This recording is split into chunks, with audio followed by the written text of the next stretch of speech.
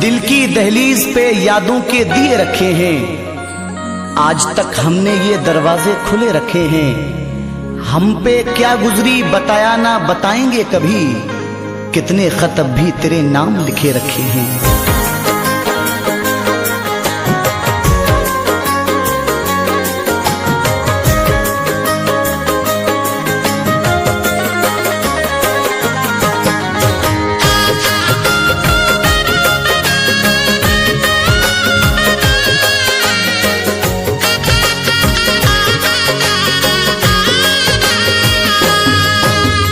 जाके कबूतर मेरे सनम से इतना कह देना, जाके कबूतर मेरे सनम से इतना कह देना, जैसे लूटी मेरी दुनिया किसी की लूटे ना। किसी का प्यार न छूटे, किसी का प्यार न टूटे, किसी का प्यार न छूटे, किसी का प्यार न टूटे।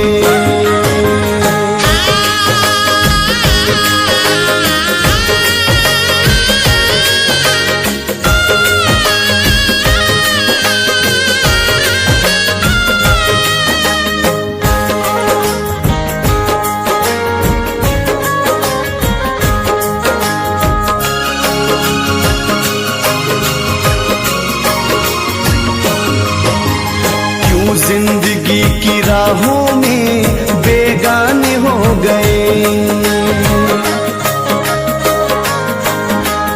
क्यों जिंदगी की राहों में बेगाने हो गए। दुनिया में मेरे प्यार के अफसाने हो गए, जैसे फूटा मेरा मुकद्दर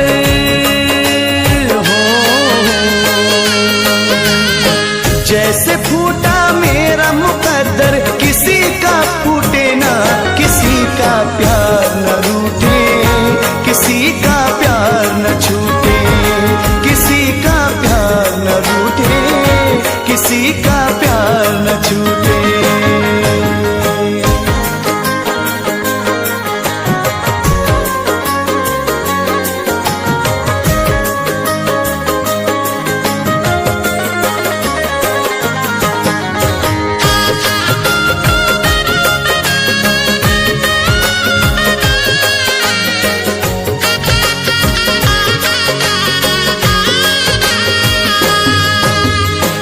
अच्छा मेरी वफाओं का तुमने सिला दिया,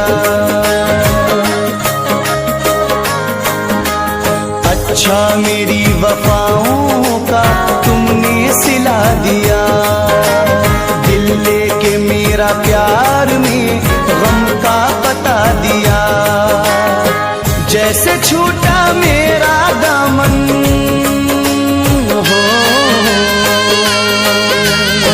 जैसे छूटा मेरा दामन, किसी का छूटे ना, किसी का प्यार न रूठे, किसी का प्यार न छूटे, किसी का प्यार न रूठे, किसी का प्यार न छूटे।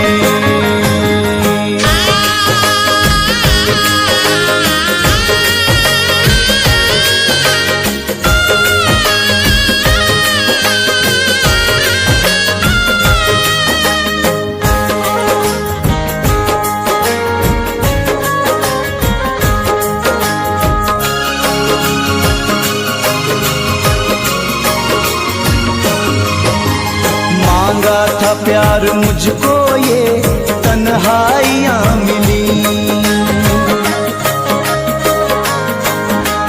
मांगा था प्यार मुझको ये तन्हाइयां मिली। एक बेवफा के प्यार में रुसवाइयां मिली, चाहत का अब शीश महल यूं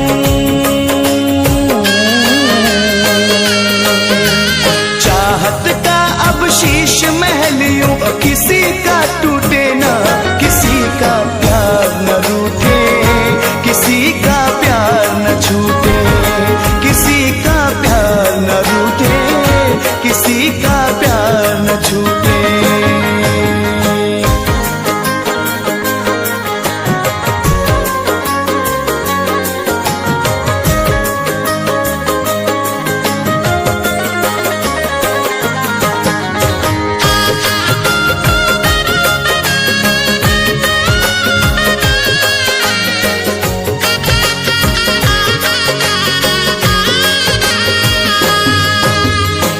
से नईम ये दुआ करता है अब समर,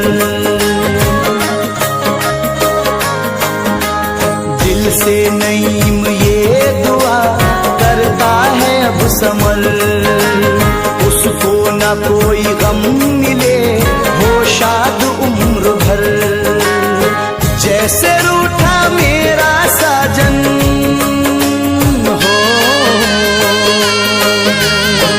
जैसे रूठा मेरा साजन, किसी का रूठे ना, किसी का प्यार न छूटे, किसी का प्यार न रूठे, किसी का प्यार न छूटे, किसी का